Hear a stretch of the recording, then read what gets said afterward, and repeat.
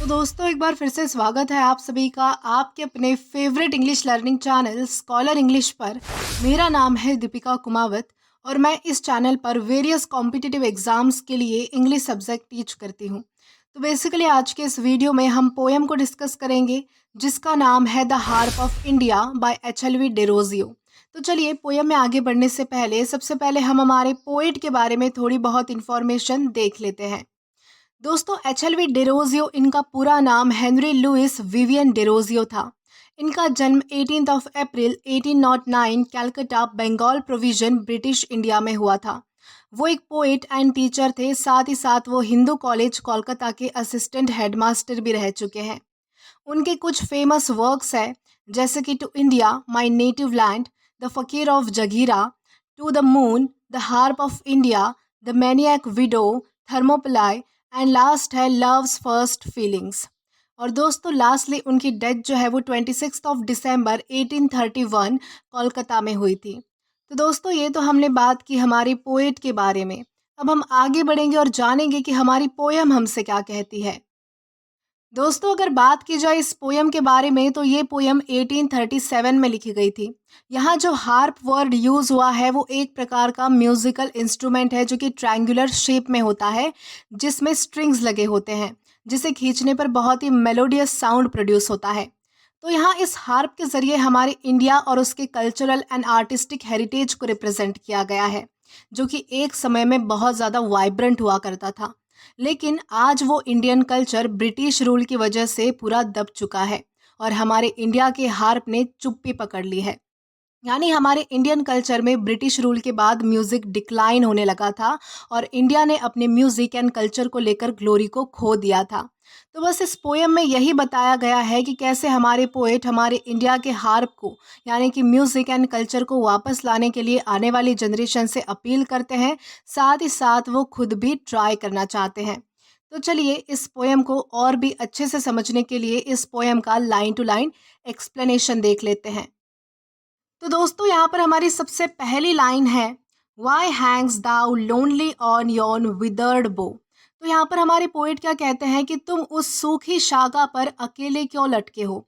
यहाँ ये बात किसके बारे में कही जा रही है, यहाँ ये बात जो है वो हार्प इस इंस्ट्रूमेंट के बारे में कही जा रही है कि तुम उस डाल पर अकेले क्यों लटक रहे हो।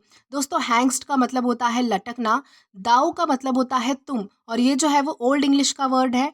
लोनली का मतलब होता है अकेला, यौन का मतलब होता है वहाँ पर यानी कि सामने किसी जगह पर जिसे हम कहते हैं, यानी कि जब कोई चीज़ कहीं हम बताते हैं ना कि वो चीज़ वहाँ पर है, तो वहाँ डिनोट करने के लिए यहाँ पर जो है वो यौन का यूज़ हुआ है या फिर सामने जिसे हम कह सकते हैं। विदर्ड का मतलब होता है सूखी और बो का मतलब होता है शाखा या फिर डाल। तो यहाँ पर क्या बताया गया है कि जो हार्प है वो एक जगह पर टंगा हुआ है और वहाँ पर हमारे पोएट क्या कहते हैं कि तुम उस डाल पर, तुम उस शाखा पर क्यों टंगे हुए हो। यहाँ पर बेसिकली क्या रिप्रेजेंट करने की कोशिश की गई है कि हमारा जो इंडिया का म्यूज़िक और आर्टिस्टिक हेरिटेज है वो पूरी तरह से जो है वो अब दब चुका है, उसमें जो है वो कोई जान नहीं रही है और उस तरह से जो है वो हमारा जो हार्प है वो भी अब जो है वो एक जगह पर लटक रहा है, यानी कि उसका कोई यूज़ नहीं कर रहा, उसमें से म्यूज़िक प्रोड्यूस नहीं हो रहा। Unstrung for ever must thou there remain. यानी कि पोएट क्या कहते हैं उस हार्प से कि तुम हमेशा के लिए जो है वो अनस्ट्रंग हो यानी कि अब तुम्हारे तारों को जो है वो कोई छेड़ेगा नहीं, ताकि तुम में से जो है वो कोई म्यूजिकल साउंड प्रोड्यूस हो सके, मेलोडी प्रोड्यूस हो सके। यानी कि और तुम्हें जो है वो वहीं पे रहना है, यानी कि मस्ट दाउ देयर रिमेन, यानी कि तुम जो है वहीं पर लटके रहोगे या फिर तुमको वहीं पर लाइफ टाइम लटका रहना है। तुम में से जो है वो कोई भी अब मधुर गाना या फिर कोई साउंड प्रोड्यूस नहीं होता है क्योंकि तुम अब अनस्ट्रंग हो। देन है the music once was sweet, who hears it now. तो यानी कि यहाँ पर हमारे पोएट क्या कहते हैं कि एक समय ऐसा हुआ करता था कि जहाँ पर जो है वो म्यूजिक बहुत ज़्यादा मधुर हुआ करता था, यानी कि हर कोई इसे सुनना पसंद करता था, लेकिन अब ये सब कौन सुनता है। पोएट एक क्वेश्चन करते हैं कि हु हियर्स इट नाउ। अब यहाँ पर क्या मतलब है इस चीज़ का।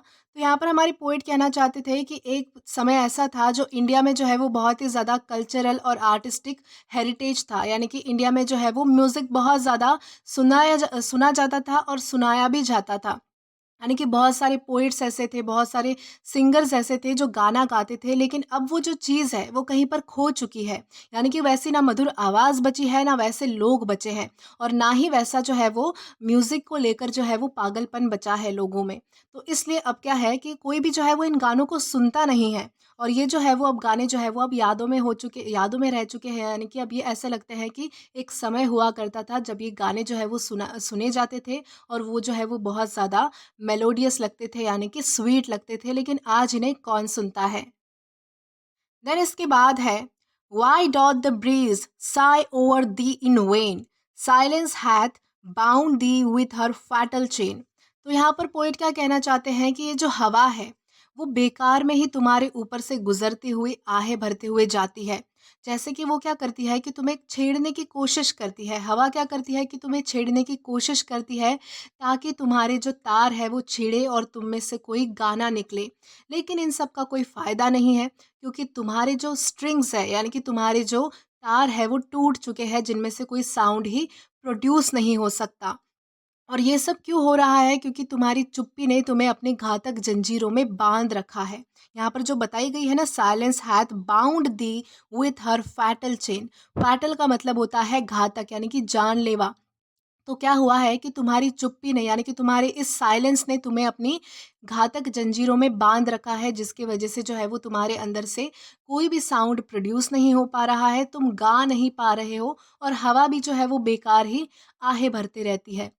यानी कि उसका भी कोई मतलब नहीं है, यानी कि हवा चाहे कितना भी तुम्हारे ऊपर से गुजरे, तुम्हारे अंदर से कोई साउंड अब प्रोड्यूस होने वाला नहीं है, क्योंकि तुम्हारे जो स्ट्रिंग्स हैं, तुम्हारे जो तार है, वो सब टूटे हुए हैं। Neglected, mute, and desolate art thou, like ruined monument on desert plain। तो यहाँ पर पोइट क्या कहते हैं कि यानी तुम नेग्लेक्टेड हो। नेग्लेक्टेड का क्या मतलब होता है? जिस पे कोई ध्यान नहीं देता है, जिसे इग्नोर किया जाता है। यानी कि तुम नेग्लेक्टेड हो, जिस पे कोई ध्यान नहीं देता। तुम म्यूट हो यानी कि तुम शांत हो, यानी कि चुप हो, तुम्हारी आवाज़ जो है वो बंद हो चुकी है। और तुम डेसोलेट हो, डेसोलेट डेसोलेट यानी कि वीरान हो, अकेले हो। तो जैसे कि, यानी कि किससे कंपेयर की गई है ये सारी चीज़ें कि तुम नेग्लेक्टेड हो, तुम म्यूट हो, तुम डेसोलेट हो। जैसे कि किसी रेगिस्तान में कोई खंडर प्रतिमा पड़ी हो।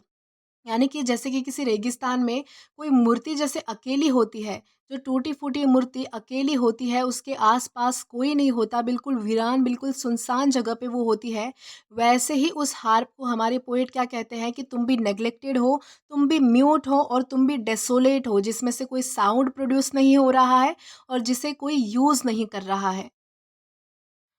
Of many a hand more worthy for than mine, once thy harmonious chords to sweetness gave।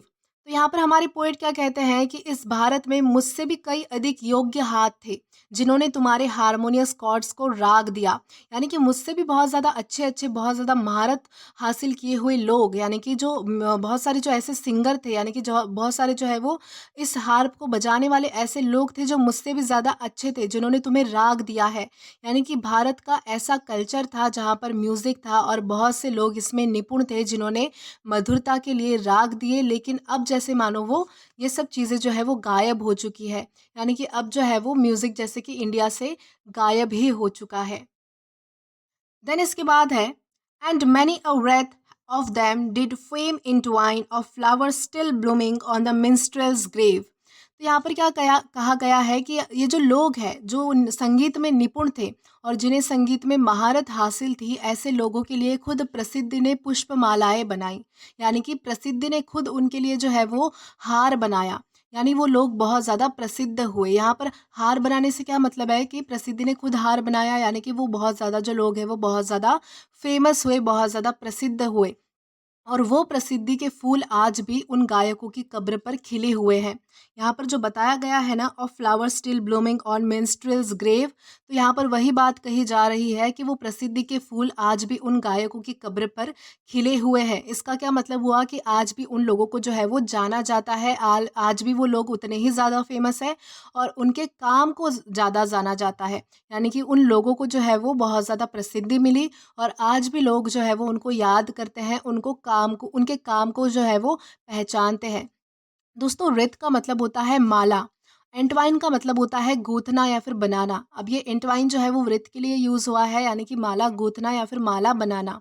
और मिंस्ट्रेल है, मिंस्ट्रेल का मतलब होता है गवैया या फिर कवि, जिसे सिंगर कहते हैं, उसे हम कहेंगे मिंस्ट्रेल। देन इसके बाद है, those hands are cold but if thy notes divine may be by mortal waken once again. यानी कि वो जो हाथ है, यानी कि वो जो हाथ थे जो इस म्यूजिक को यानी कि प्रोड्यूस करते थे, यानी कि एक समय था जब इस हार्प में जो है वो बहुत ज़्यादा म्यूजिक प्रोड्यूस हुआ करता था, वो हाथ जो है वो अब ठंडे हो चुके हैं।